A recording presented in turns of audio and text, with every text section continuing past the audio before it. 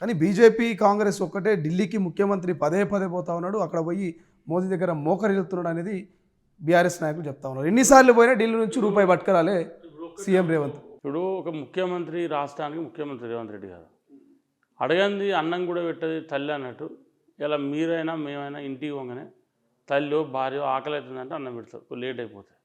కానీ వారి ముఖ్యమంత్రిగా రాష్ట్రానికి ఉండి ఈ రాష్ట్ర అభివృద్ధి కోసం, ఈ రాష్ట్రానికి రావాల్సిన నిధుల కోసం మరి ప్రధానమంత్రిని కలవద్దు, మంత్రులను కలవద్దు అని అంటే ఎట్లా వాళ్ళే చెప్పాలి. వాళ్ళ లెక్కనే వీధి రౌడి పోరాటం అంటే వాటికనే మేము కొట్టినట్టు చేస్తాం, మీరు తిట్టినట్టు చేయాలి, మీరు కొట్టినట్టు చేయాలి, మీరు తిట్టినట్టు చేయాలని చెప్పి లాస్ట్ అయ్యేది రాష్ట్ర రక్తి కట్టించారు వాళ్ళిద్దరే. ఏది ఇద్దరు అట్లా కొట్టేట్లాడి కాంగ్రెస్ని పక్క జరపాలి. రెండే ఎప్పుడు టీవీలలో పేపర్లో కనబడడం అవన్నీ చూసిరు, మీరు అంతా గమనించారు. ఇవాళ ముఖ్యమంత్రి గారు అన్నిటిని వదులుకొని ఈ రాష్ట్ర అభివృద్ధి కోసం, ఈ రాష్ట్ర ప్రజలు ఏదైతే నమ్మి ఇవాళ కాంగ్రెస్ పార్టీకి ఓట్లేసి రేవంత్ రెడ్డి గారు ముఖ్యమంత్రి చేసుకున్నారో దాన్ని ఇక్కడ అభివృద్ధి జరగాలి. ఇవాళ మీరే చూశారు, మన పెద్దపల్లి పోయే రూట్ ఏదైతే ఉందో సికింద్రాబాద్ జూబ్లీ నుంచి వెళ్ళి, జూబ్లీ బస్ స్టాండ్ కదా సికింద్రాబాద్ జూబ్లీ ప్యాడేజ్ నుంచి వెళ్ళి మనం ఏదైతే మిలిటరీ క్వార్టర్స్ వరకు షామీర్పేట వరకు బ్రిడ్జ్ కావాలి, మాకు ఆ జాగా కావాలి మిలిటరీ అని చెప్పి అంతకుముందు వాళ్ళు అడిగినట్టు చేశారు. వచ్చిందా? ఇలా ముఖ్యమంత్రి అయిన తర్వాత కేంద్ర ప్రభుత్వం దగ్గరికి 4 సార్లు వెళ్ళి అక్కడ మంత్రులను కలిసి బేసజాలు లేకుండా, ఇక నేను ముఖ్యమంత్రి అనేటువంటి ఒక అహంకారం లేకుండా 4 సార్లు వెళ్ళి కలిసి వాళ్ళు పర్మిషన్ పట్టుకొచ్చారు.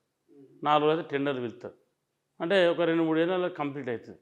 ఇక అది ఆ కనెక్టివిటీ కంప్లీట్ అయితే ఇవాళ మేము అటు ఆ రూట్ వెళ్ళేటోళ్ళం కరీంనగర్ 2 అవర్సే, మేము ఉన్న దగ్గర నుంచి 2 గంటలు కరీంనగర్ పోతాం. అంటే ఒక గంటన్నర ఆదా అవుతుంది. అంటే ఇంత మంచి కార్యక్రమాలు చేస్తూ ఉంటే వాళ్ళకు ఏడుపు, వాళ్ళ ఏడుపు అంతా ఏంటంటే ఎట్లా తొందరగా ఆ సీట్ ఎట్లా కూర్చోవాలి మేము, కానీ ఇప్పటికిప్పుడు అయ్యో మా సీటు ఏంది కదా. ఇప్పటికిప్పుడు తెలంగాణలో ఉప ఎన్నికలు వచ్చినా కూడా మెజారిటీ ఆఫ్ సీట్లు మనమే సొంతం చేసుకుంటాం, మనమే అధికారంలోకి వస్తామని కార్యకర్తలకు ఓ రకంగా చెప్పాలంటే హితోపదేశం చేస్తా ఉన్నారు. అసలు నిలబడతారా డౌట్ నాకు. మళ్ళీ ఉప ఎన్నికలు రావాలనే వాళ్ళు కొట్లాడుతున్నారు, వాళ్ళు నిలబడతారని అయితే నేను అనుకుంటలేను. వాళ్ళు నిలబడతారా చూడాలి మరి. అసలు ఈ పార్టీ ఫిరాయింపు పాల్పడినటువంటి ఎమ్మెల్యేలు కాంగ్రెస్ పార్టీలో ఉన్నారు, వాళ్ళే కదా శ్రీకారం చుట్టిందే కేసీఆర్ కదా. ఈ రాష్ట్రంలో అసలు మన దగ్గర గ్రామ స్థాయిలో తెలంగాణ ఉద్యమం పీక్ టైంలో లేకముందు గ్రామ స్థాయిలో ఒక సర్పంచ్ స్థాయిలో కూడా ఒక పార్టీ చేంజ్ అయ్యానంటే 4 రోజులు ఆలోచించేది, వెనుక ముందు అయ్యేది.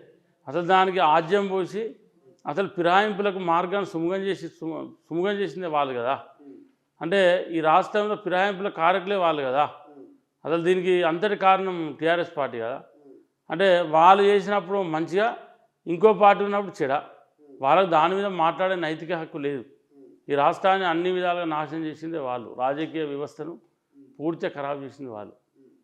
సో ఇప్పటి ముఖ్యమంత్రి అప్పటి పిసిసి అధ్యక్షులు సో రేవంత్ రెడ్డికి మీకు చాలా సన్నిహితం ఉన్నది చాలాసార్లు నేను విన్నా, కొన్ని ఇంటర్వ్యూలో కూడా చూసిన. అసలు ఎక్కడ మీ దోస్తాను ముదిరింది, ఎక్కడ పరిచయం ఏర్పడింది? ఎందుకు మేము తెలుగుదేశం పార్టీకే కలిసే ఉన్నాం, 15 ఏళ్ళకి కలిసే ఉన్నాం, కలిసే రన్ చేస్తున్నాం. ముఖ్యమంత్రి రేవంత్ రెడ్డి గారు కావాలనుకున్నాం, వారు ఎంబడే ఉన్నాం. ఇవాళ తను ముఖ్యమంత్రి అయ్యాం. సో ఎట్లా ఎమ్మెల్యే అయ్యే విషయంలో, ఎమ్మెల్యే ఎన్నికల విషయంలో విజయరామరావు పాత్ర ఏమైనా ఉందా? రేవంత్ రెడ్డి ఎన్నికల విషయంలో కావచ్చు, ఇతర ప్రోత్సహించడంలో రాజకీయ రంగంలో అట్లా ఏమైనా ప్రోత్సహించారు? అంటే నేను 2009 to 14 ఎమ్మెల్యే.